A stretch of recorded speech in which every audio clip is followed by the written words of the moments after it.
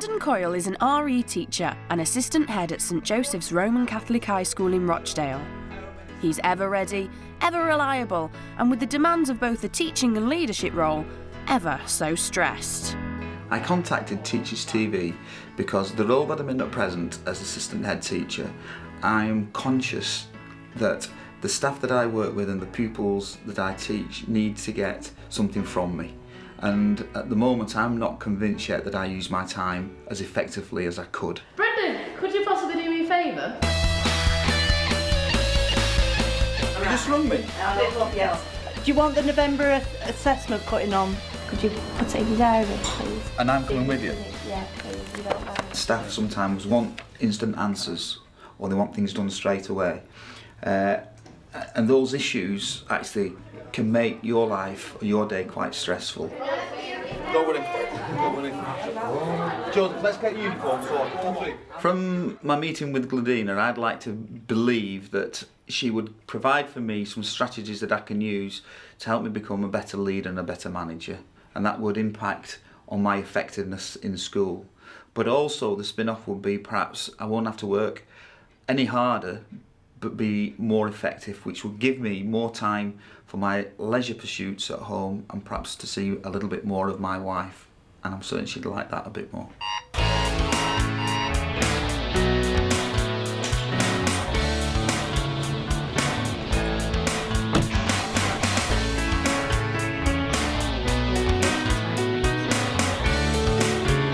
Bonjour, mon ami. Bonjour, monsieur. Sweat doing your knock, okay? That's it, you'll relax.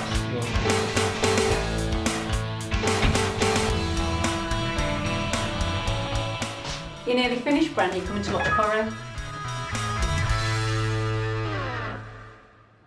I'm quite excited to meet Gladina actually. I know about some of her work before, so I'm quite confident that she'll be able to lead me and help me to use my time and give me to use my time better and give me some tips to be a better leader. Cue Gladina. Oh, hi, it's Gladina McMahon for Brendan Coyle.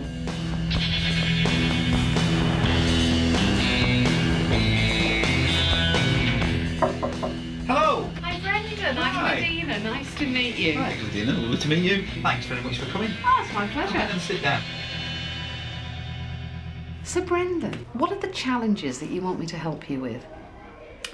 I would like, if you don't mind, to try and help me manage my time so that I am very effective in school and also have got time to give at home for my own leisure pursuits and also to give time to my family. I don't think yet I'm skilled enough to work out for myself that this has to be done, this I can put to the side and perhaps leave for another day. How do you pace that? How do you make decisions for yourself about how much can be done, is reasonable to be done, and in what time? I don't do that.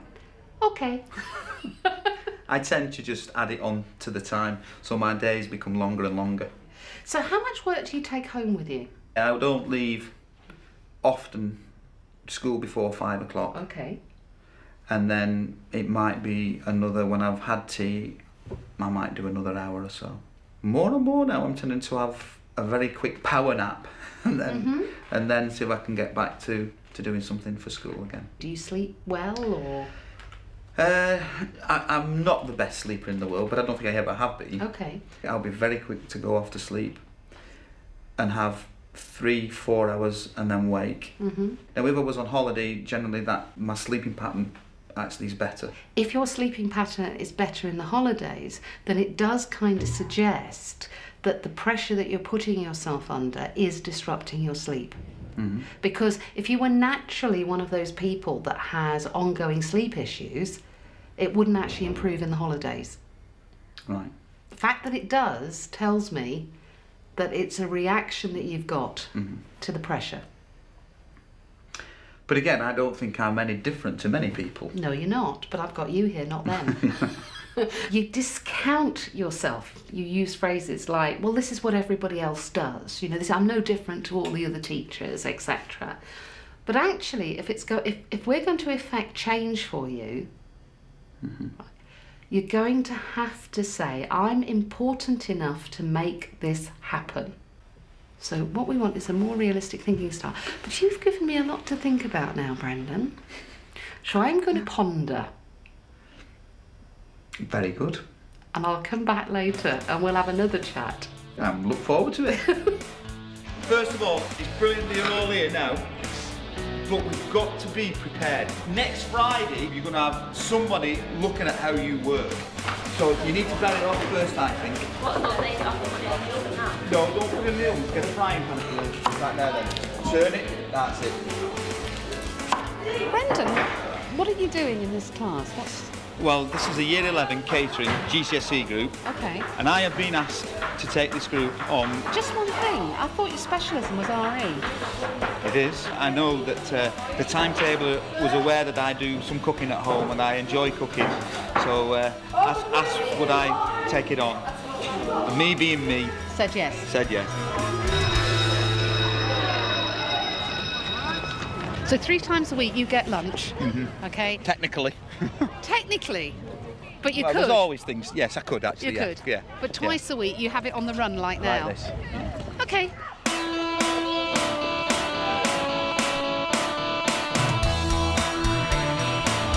Start before Christ.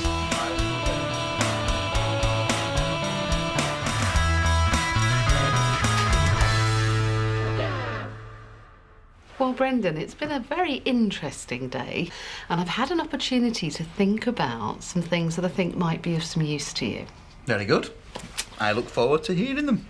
You may not by the time I finish, though, because remember what I said earlier to you about the fact that I have a feeling that these might be some challenges for you. Well, the first one is the art of delegation. Yes, I know the word. Not that good at it. So one of the things that I think would be very helpful for you is to actually identify, A, who are the people you can delegate to, and B, what are the things you can delegate. Right. And then to go into school and maybe talk to those individuals about the type of tasks that you're going to delegate to them, so that they will be aware what will be coming their way. So you don't do it without informing them. You don't do it on the sly, as it were. You're actually telling them that you're going to delegate. Absolutely, because in a management role like yours, there's 2 parts to that. One is managers delegate. That's good management practice. But secondly, delegation is also a good way to grow members of staff. The second task is that we talked about realistic thinking. You know, this concept of you being able to stand back and identify for yourself what you are doing that's actually good. What I want you to do is to get yourself a journal and to start to realistically appraise the things that you do. And the way that I want you to do that is to write down all the things that you actually do. And when you do that, I want you to then stand back a bit as if you're in the third person and evaluate that. If this was someone else and you had the list of all these things there, what would you be thinking about that individual? Now, the third exercise that I want you to undertake is to devise a timetable for the whole of your week. And I want you to put into that timetable what seems realistic for you. Again, think of it as a third person. If this was someone else, how many times a week do you think it's realistic for them to maybe go to the gym or go running or do whatever it is? And I want you to actually put that down as legitimate activities which you block out in your diary. So it's almost like saying that my recreational time almost becomes the same or as important as a meeting time. Correct. If I wouldn't avoid a meeting, you wouldn't avoid your exercise. Can I just check on this idea of your timetable though? I don't shift everything to the weekend, No. presume.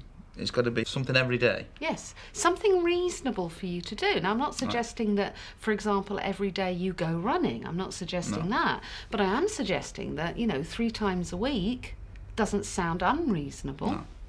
And that will also force you into looking at the way you prioritise work-related issues. So you're talking about splitting things up into short-term, medium-term and long-term goals? Correct. So how does all that sound to you? I think it would be very good for me to sit down and do this paper exercise. I'd be interested to see how I value myself, because I think by the very nature of what I do, I'm quite critical. Well, it's funny you should say that, actually, Brendan, because you've just reminded me, I think there's another exercise for you to do. And that is that I want you to come up with 20 things you think you're really good at. That I'm really good at? 20? I don't know about 20. Now, if I said to you, give me 40 things that you think you could do better, you give me 50, like that. Your focus needs to be about learning to be realistic about yourself. I see the value of doing it. I think there'll be a challenge, not just the 20 questions, but I think the actual timetable to force myself to sit down and plan that is a challenge. But it'll be worth doing. Gladina, thanks very much for that. Oh, you're welcome. Listen, it's been a real pleasure to come over today. And just remember that if you want to get that headship eventually, you've got to start looking after yourself. But can I start tomorrow, please? Yes, you can tomorrow, as long as you really do tomorrow, though. I will. I look forward to starting my plan tomorrow. Fantastic. See you soon. Thanks ever so much for coming. Take care. See you now. Bye. Bye-bye. Bye. Do you know, it was really, really interesting meeting Gladina. I had some reservations about the sort of advice that a life coach could give, but I was amazed at the insights that she could pick up ever so quickly. I mean, she's only known me for a few hours, and her accuracy was outstanding, I thought. So as Brendan makes a start on his tasks, Gladina wonders how a former client is getting on. Well, when I met Stuart Riley last year, he was really struggling with his performance. He couldn't get a grip on the class and they were pretty disruptive, really. Well, let's remind ourselves of what it was really like for Stuart. Stuart Riley, former customs officer and now teacher at Dane Court Grammar School in Kent, was finding it difficult to assert his authority in the classroom after coming into teaching late. Now this is a diagram of an electromagnet. Wanting to be a success, Stuart found himself over-planning for the more difficult classes, meaning that he had less time for the things he enjoyed. So he asked Ease the Load for help. You lead the work. 4/5. Gladina felt that the root of his problem was in the classroom and wasted little time getting to work. How many 3s in 13? One of the things I noticed in both classes, and it probably has a greater impact when you've got, shall we say, a slightly more rowdy class, is that you're very focused on the task. And you're very focused on individual students and going round and trying to make sure that they all get something of you. However, you don't scan the room with your eyes very much. It is a difficult issue, that. Okay, stand up. One of the things that I want you to do is to center... Gladina felt that Stuart could assert his authority through scanning the room more, working on his body language and making eye contact. And I'm kind of looking... Yeah? When you're uncomfortable with eye contact, you look as if you are having it by just watching a point slightly to the side of someone's head. So where my hand is now. So you're looking over here, but it's not 100% in my eyes. But I don't know that.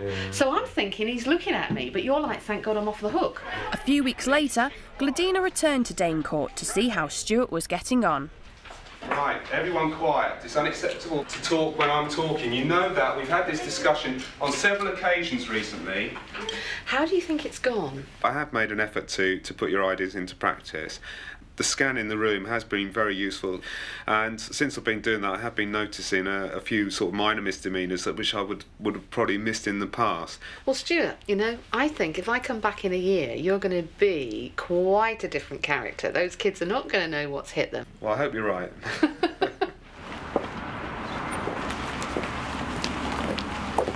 Well, here I am, a year on in. I said to Stuart I'd be back in a year, and I am. So let's just go and see how he's getting on with that class of his. This is a straightforward equation to solve then. How do we find x from that? To take 22 away from 29. Excellent. So, hi, Gladina. The class is almost over, but if you'd like to take a seat at the back. If you take if you can follow that solution from that point onwards, in other words, take this equation from this equation so we end up with the value for x. Yeah. Okay, first of all, write the equation out. You've got to look at it and see how we can get rid of those variables. So Stuart, when I came last year, okay, you just started teaching and you've been thrown in at the deep end, and I think it's fair to say that things were a little bit tough for you, and I suggested maybe that there were some strategies that might help, and I just wondered, how have they worked? Well, I think they've worked very well. When you came before, I was having difficulty with behaviour, and also a lot of the time spending a huge amount of time planning, often very ineffectively. And I think the key point you said was that I'm striving for perfection, and unfortunately I am a perfectionist. And this year it is far from perfect, and I'm still having a few problems, but the number of problems I'm having is much, much less. And I think the other thing is I feel a lot more relaxed about it, whereas last year I was so tense, and I think that had an adverse effect on the children as well. So. Well, I think that's a really good point, because children are very perceptive, and they pick up kind of like atmosphere. So if we're emanating that sort of thing, whether they're conscious of it or not, they pick it up. One of the things we talked about was the kind of body language, scanning the room, etc. So how do you feel that's going? I'm better at it. In that classroom you've got the plan, you've got the delivery, you've got the behaviour, you've got people putting their hands up, and it's very, very hard to get everything going at one time. I mean, I'm getting there, but I'm still making mistakes, and I don't think I've made quite as many mistakes as I used to.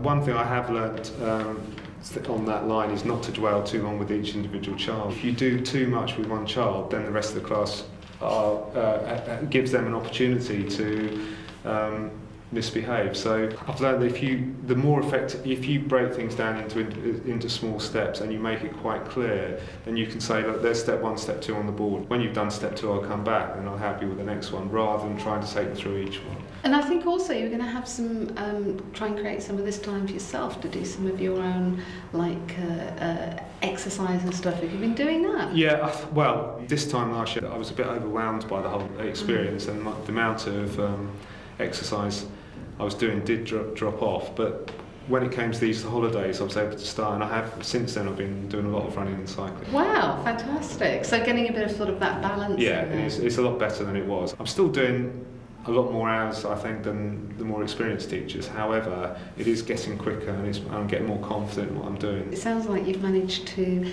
integrate a lot of those strategies. You can see how far you've come with them, and you can see that there are still, sort of, if you keep practicing, there are still some way to go. There's still some way to go. I'm still making too many assumptions with the children. Sometimes I tend to think, they must know that. Or I go 2 steps when I should only go 1 step. But I guess what you're really saying, Stuart, and I think that is the attitude really, is you can only do one thing at a time. You're 100% better than last year, so next year you'll be 100% better than this year. Well, I hope so. Well, Stuart's doing really well. He's certainly got more presents, but I wonder how Brendan's doing. It's been about a week since Gladina has been here talking about my time management, etc. And I'm still very much aware of how I use my time at school for optimum effect. Unfortunately, now through the use of the timetable, I feel as though I'm actually more productive.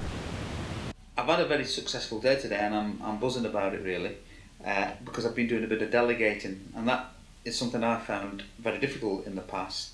And as Gladina said, it's not always about me having to flog myself. It's about empowering other people. And it's brilliant that the staff at school are always willing to give the time where the benefits are for the children, so I'm dead grateful for them for that, so that's fantastic. I've been talking to staff today about this general premise that if you're into teaching, you've got to give and give and give and give of your time. And really, I think now, I've come to the conclusion that we've got to change that. That you've got to give yourself the permission to say, no, I'm only going to do this much today, so that I can have some time, so that I can do things that will really recharge the batteries. Consequence being for me is that I think my sleeping pattern has become better. So giving myself a little bit of time out. I'm not going to bed thinking of school and waking up in the middle of the night thinking, oh, I've got to do this, this and this. I tend to be far more relaxed, and then when I get into school I'm ready for action. I've had a great day at school today, really enjoyed what I've done. I've done about an hour's worth of work after tea, and now it's me time, so I'm off for a run. Have a bit of fun.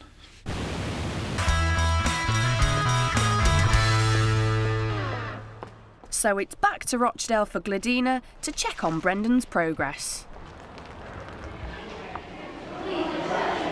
Gladina, how are you?